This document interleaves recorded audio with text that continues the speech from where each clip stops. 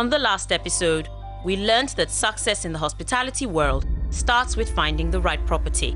Oh gosh, it's very, very important. You want to partner with people that have, there needs to be alignment. They need to share your vision. And when it comes to staying afloat in the property scene, cash is king. The real estate market in Nigeria is a very cost-intensive one. So you have to have a deep pocket, to go into it. But this is not stopping a new crop of young, successful business minds. One of the things I remember quite clearly was ShopRite telling me to show them my bank account to ensure that they can sign up as Anchor. I remember when we first started, the question we got asked the most was, most people say, well, I have a son that's your age. Why should I give you all this money? Or what have you done, before? As a young architect, even in this environment where we do have a bit of ageism, again, you're so conscious, and I think just that drive of being hungry and being aware that I have a statement to make, you put in an extra effort. When you're talking to a local investor who you've known for 5, sometimes for 10 years, you have to show them the money. But is this enough to make it big as a young person in the real estate world?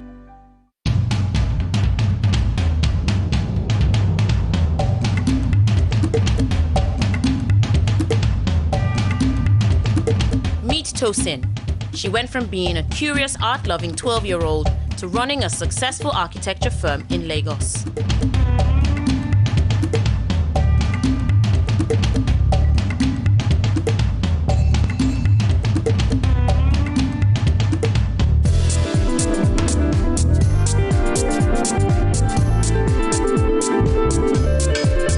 This is lovely, isn't it, Tosin? So we want to know a little bit more about you being a well-known young architect here in Lagos. And we know that you are behind the design of this beautiful structure that we have here in Camp Ikare. So let's first of all, before we talk about Camp Ikare, let's get some background information about you. Where did this love for architecture start? Architecture. It's been architecture for a very long time, actually. Probably about the age of, I think, 12. My dad was building a house in Ikorodu, a country home, and I was the only one who was particularly interested in the floor plans when they came home. I picked out my room quickly, and I showed a lot of interest. I used to go to site with him, and I had always excelled in art in school. I have an uncle who's a famous Nigerian artist, Kolade Oshino, and so everyone was like, oh, she's taking after Uncle Kolade. But my parents were more inclined at that stage for me to do something more science-based. So architecture was marrying both worlds, a bit of science and a bit of art. So that was really where it came from. And what has that journey been like? I mean, obviously, to get to this point where you're working on some of these amazing projects. Prior to Camp Ikare, I had worked for a practice here locally, and I'd done a lot of stuff that was standable, a lot of housing, office development, some commercial. But this, as an office, was our first project. I think also as a young architect, you're quite conscious that you have a lot to prove.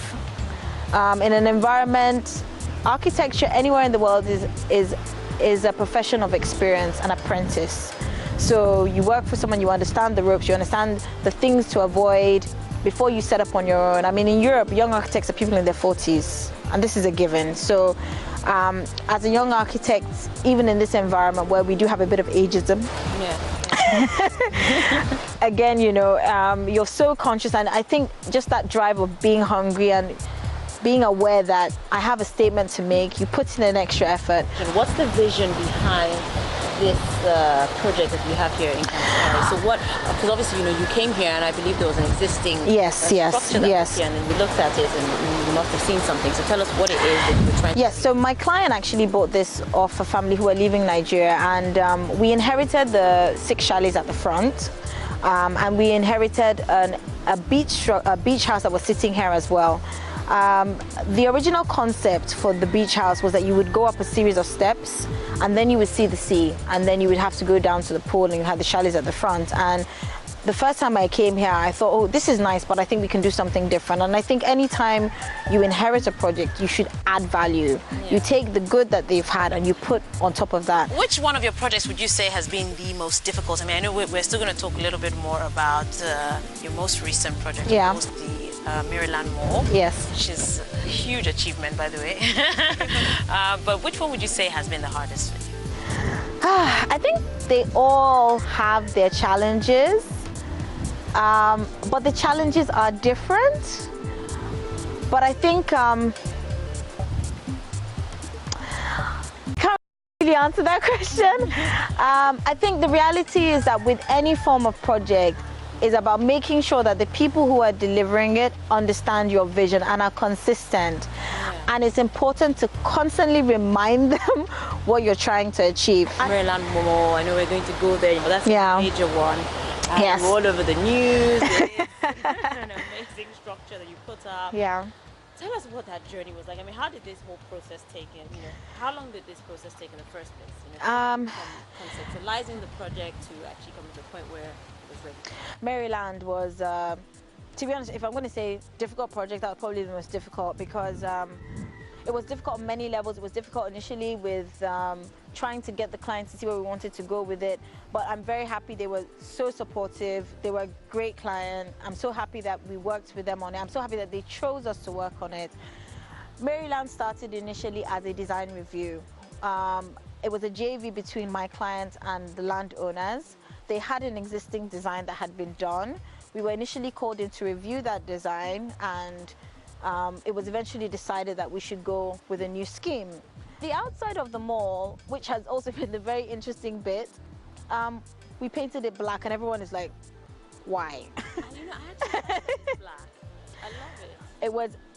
It was initially a difficult sell because, I mean, you tell any client, I want to paint your building black, they're like, no. People are gonna think we're doing something negative in here, but it was to create a silhouette. So it's almost like a Pandora's box. You know, it disappears and it's everything on the outside, and then when you go in, you get this nice magic.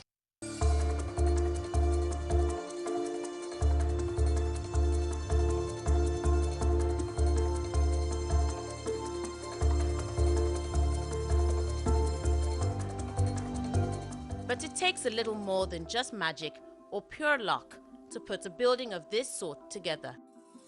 Tosi's clients, Obina and Laide, both under 40, are the brains behind this 5 billion naira retail center in Lagos. They managed to convince investors that their project was a bankable one. It's quite interesting what you've done here, Laide. I mean, two young guys and you've come up with this huge mall here in Maryland. So I want to know how all of this started. So I just want to hear the story. You know, where did this all start from? Where did this all start from? I think, of course, we're coming from some past experiences. We've been working together for some time. We came together and decided to set up Purple Capital Partners. And, you know, we were looking for transactions to do at that point in time. We did our first transaction, and then this came as our next transaction, which was far bigger than we actually anticipated, and we wondered how to get it done and sold and dusted with. We signed the deal, and definitely did not have all of the money, if enough money. So how did you, I mean, that was going to be my next question. How did you get the funding together to do this? Because I guess that's the question on the minds of most people. The most important thing is the courage to get on with it. When we decided to go along, we decided to put some of our profit from our previous transactions into this as seed capital to get the ball rolling. I think one of the things I remember quite clearly was ShopRite telling me to show them my bank account to ensure that they can sign up as anchor. And then, funny enough, all of these monies came in from local partnership, local investors, local banks. But it shows the belief in the project and the belief in what we have done as well. Are you in a comfortable position right now? You know, when you think of, obviously, you know, you've taken out quite a lot of funding to get this started. Do you sleep at night? I think maybe we should ask my neighbor, right? I don't think anybody that is in the Nigerian marketplace today sleeps thoroughly at night because the market is obviously turbulent, but in that turbulence is where the opportunities lie. What other challenges have you faced along the way, maybe besides obviously the hurdle of getting funding to actually start the project? I think challenges started from the one, securing the deal in the first place. By the way, who are you and why should we sign with you? I can imagine, yeah. Especially being young. Well, I think somebody once told me nobody is young any longer, right? But then you have to consider most of these things because you have to understand the psyche of the Nigerian investor base and what they think of young people, what they expect from young people, which is not always all positive. But I think with the economic situation, people need to start taking us very seriously. For Laide's partner Obinna, it's all about the numbers. The simple thing is that when you're talking to a local investor who you've known for 5, sometimes for 10 years, you have to show them the money. If you show them the money will always want to go towards, gravitate towards where value will be created. So that's simple. Show them the business model, show them how it's going to work, show them how they are going to make money, and also tell them that this is a long-term project and that the rewards will also compensate for them staying for that long term. At the same time, we are in a recession right now, so isn't this a difficult time to go into the retail business? Retail has tremendous opportunities, all right? So for instance, in retail, you don't have to, the minimal transaction value can be 500 naira. But if you're doing other sectors, minimum transaction value can be 100,000 naira, 100,000 naira. So in as much as you can feel the trend, it has the least impact because there's always money flowing in retail. The question is, how do you position your transaction or your business to tap into that pipe? And what does the future hold for you? I mean, do you have big plans to maybe do this again? What's next? Well, we believe that there's opportunity to grow the formal retail space in Nigeria, right?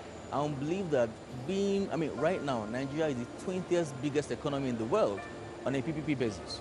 Now, according to PwC and the World Bank, that is expected to go to number 16 in 2030, number 9 in 2050.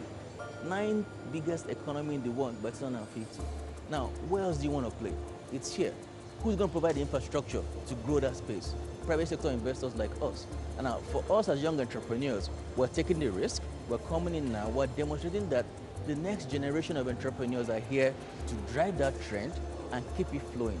So imagine if we're doing it on this scale and in the next 15 years, we have this kind of development all over Lagos. It creates a lot of job opportunities for the local environment. It redefines the Lagos skyline as well, and it creates jobs. Obinna, let's leave it there. I wish you an enormous amount of luck. I'm very proud of what you've done here, and I can't wait to see what you come up with next. Thank you.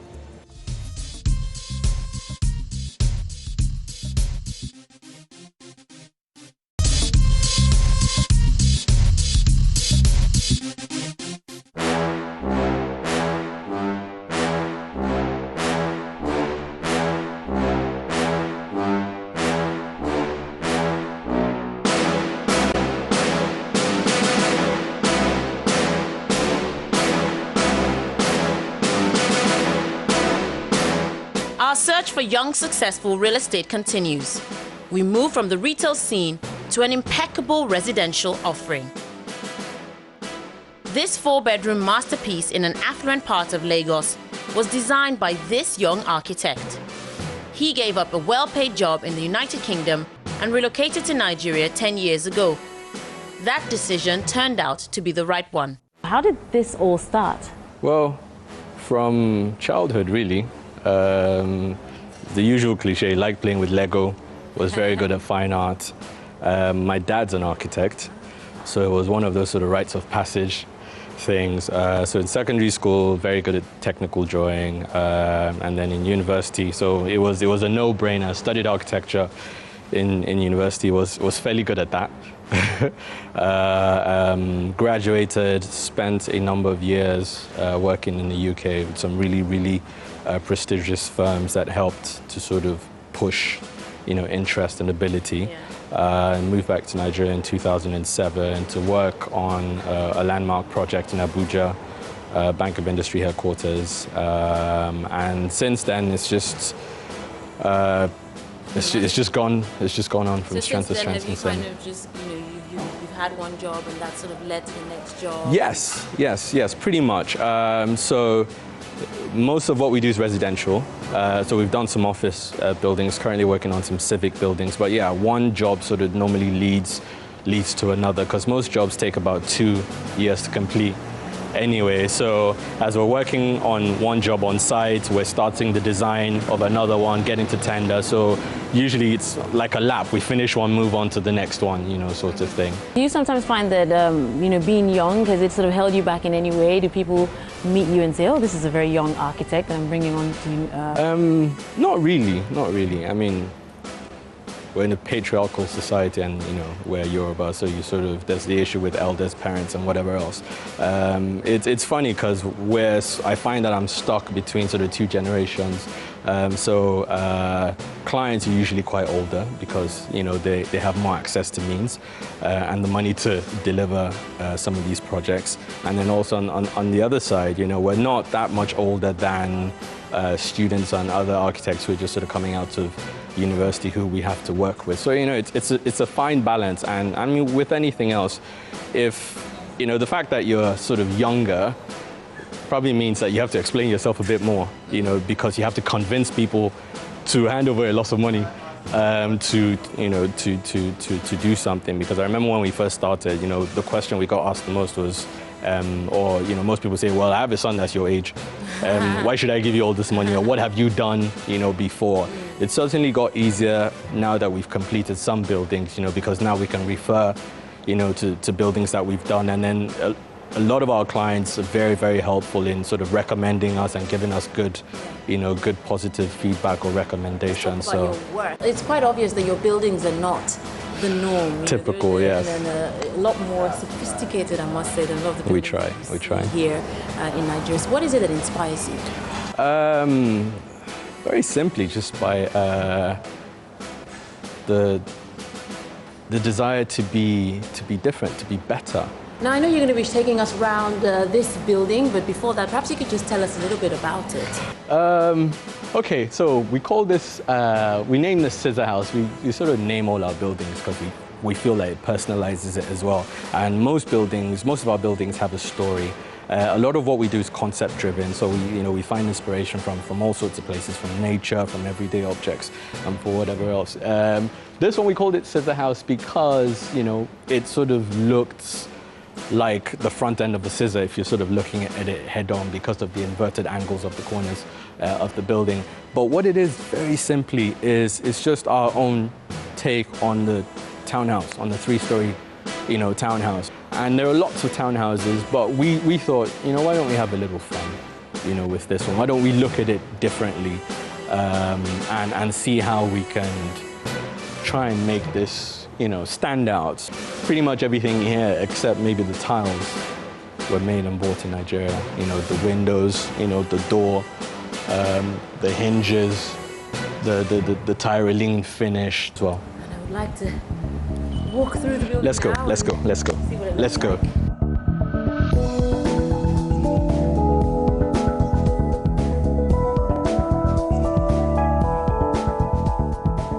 So you come in through the front door. Doors solid wood, solid mahogany, made in Nigeria. Absolutely. Self-closes. And I mean, this is the house pretty much. Yeah, you come in and you meet the staircase. Crafted, made in Nigeria as well. The steel work, the wood, the glass, absolutely. We've got a skylight at the top that lets light right through over the entrance, and then so the landings act as bridges between the two sides of the house. So, like I said, quite small house. You've got the den. Yeah, I know it does because of the way we molded it.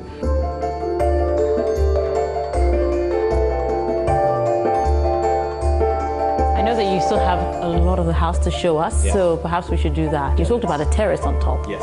I would like to see that. So it's this way clearly, right? This way clearly. So you've got the man cave. Okay.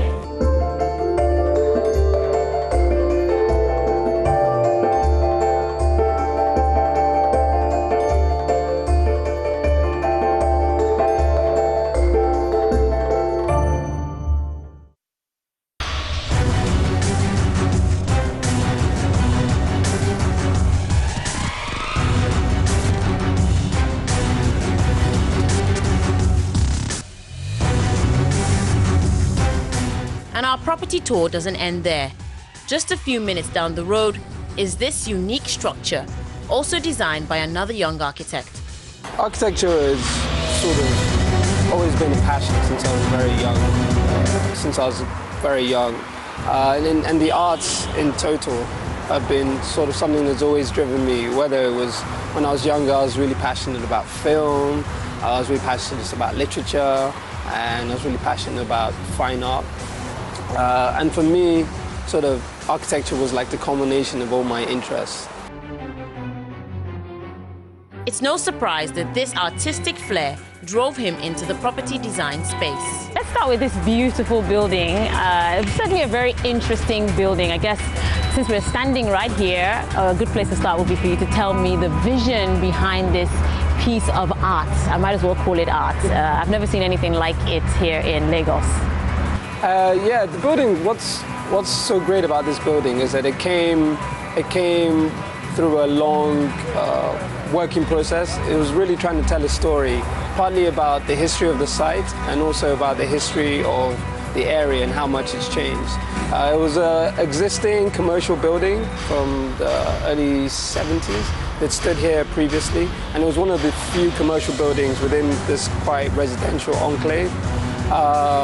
And what we try to do is, obviously we're retaining it for commercial purposes, but I think what our vision was to look back and try and re-engage the building in what this area used to be like. And it used to be like a really beautifully tree-lined street. So I think one of the important things for us was to see if we could create an experience for the users that sort of took them back in time slightly, and also had a really strong sense of sustainability, really promoting a new way of thinking about architecture, not just in terms of the sculptural elements, but also in terms of the environment. And it's very obvious that you're not just an architect, you also have a love for art, and you've created this fusion between art and architecture. So I wanted to perhaps tap into your brain and get a sense of your vision, or what is it about art and architecture that you think fits so perfectly together?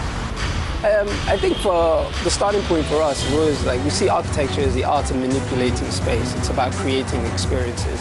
And I think central to, I think the reason art is so important for us as a firm and me as an individual is that it gives us an opportunity to find distinctive reference points.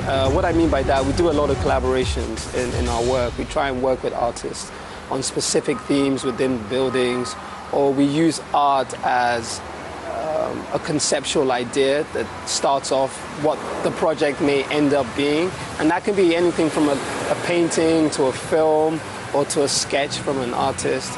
And I think that allows us to hone in our own ideas a little bit better. And as if this gorgeous building isn't enough, you also have some other really interesting buildings that you've put up. So there's one that caught my eye on the mainland. So let's talk about some of these alternative buildings of yours. I just say we've done some really great buildings. I mean, it was great to be a part of the Making Africa exhibition, which was at the Guggenheim Museum.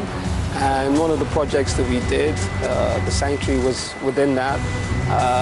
It was really another exciting project we did, which was with the University of Lagos and GT Bank, University of Lagos alumni and GT Bank. And what was really exciting about that was about taking a corporate organization and an institution, and also the student body, and finding a way to merge these three elements together. It's clear that these young property entrepreneurs have a lot more in common than we thought. A love for the arts, an eye for detail, and the ability to walk their talk and play the right cards in the capital-intensive property game. On the next episode, we take you on a tour of Africa's most luxurious residential homes. We explore some of the continent's property masterpieces and speak to the faces behind the buildings.